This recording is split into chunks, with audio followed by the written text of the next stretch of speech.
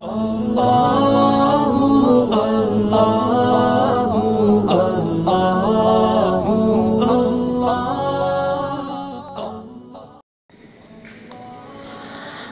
للہ رب العالمین والصلاة والسلام علی النبی الکریم وعلی آلہ واصحابہ اجمعین۔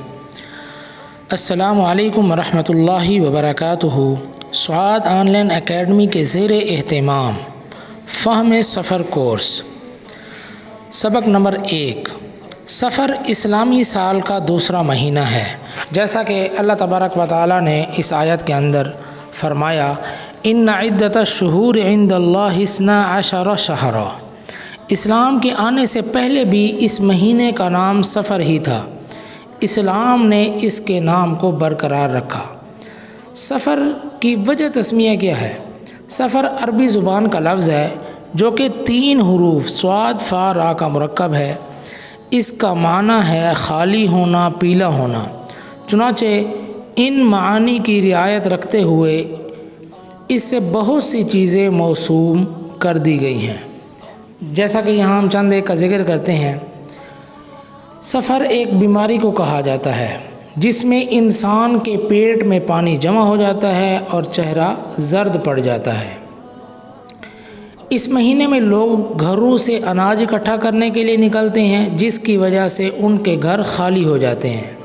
بعض اہل لغت کا خیال ہے اس ماہ اہل مکہ انسانی ضروریات پورا کرنے کے لیے مکہ سے باہر جاتے ہیں، جس سے شہر مکہ خالی رہ جاتا ہے۔ اہل مکہ زمانہ اسلام سے قبل 4 مہینوں کا احترام کرتے تھے۔ ان 4 مہینوں میں کسی قسم کی لوٹ کھسوٹ، قتل و غارت سے پرہیز کرتے تھے۔ ان میں سے ایک مہینہ محرم الحرام کا ہے۔ اس مہینے کے اختتام پذیر ہوتے ہی وہ قبائل سے جنگ کے لیے گھروں سے نکل کھڑے ہوتے۔ اسی مناسبت سے اس ماہ کو ماہ سفر کہا گیا ہے۔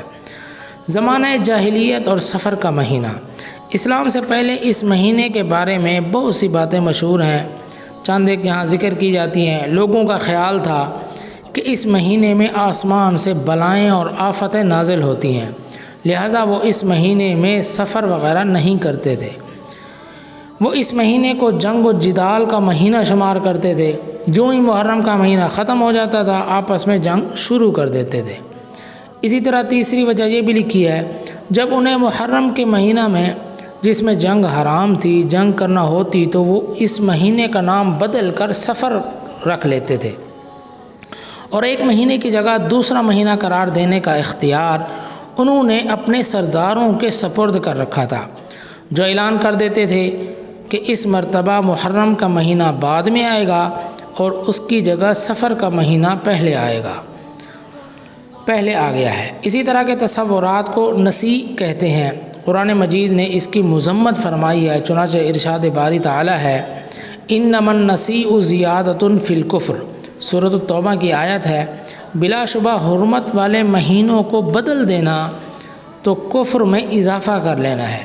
مفسرین کرام اس آیت کی تشریح بیان کرتے ہوئے فرماتے ہیں، اللہ تعالیٰ نے مہینوں کی جو ترتیب مقرر فرمائی ہے، ان میں بالخصوص جن مہینوں کو احترام بخشا ہے، ان کی ترتیب کو تبدیل کرنا یا ان میں معصیت اور نافرمانی والے کاموں کا ارتکاب کرنا، یہ اپنی جانوں پر ظلم کر کے نقصان اٹھانے کے مترادف ہے۔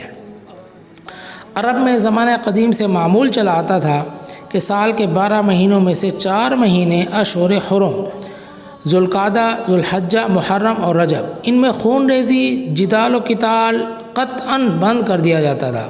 حج وغیرہ تجارت و کاروبار کے لیے امن و امان کے ساتھ سفر کرتے تھے۔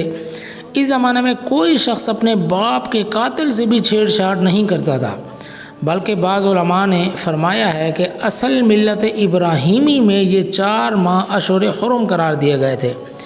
اسلام سے ایک مدت پہلے جب عرب کی جہالت حد سے بڑھ گئی، باہمی جدال و قتال میں بعض قبائل کی بدماشی اور درندگی اور انتقام کا جذبہ کسی آسمانی یا زمینی قانون کا پابند نہ رہا تو نسیء کی رسم نکالی، یعنی جب کسی زور آور قبیلے کا ارادہ محرم میں جنگ کرنے کا ہوا تو ایک سردار نے اعلان کر دیا کہ اس سال ہم نے محرم کو اشہر حرم سے نکال کر اس کی جگہ سفر کو حرام قرار دے دیا، پھر اگلے سال کہہ دیا اس مرتبہ حسب دستور قدیم محرم الحرام اور سفر حلال رہے گا۔ السلام علیکم ورحمۃ اللہ وبرکاتہ۔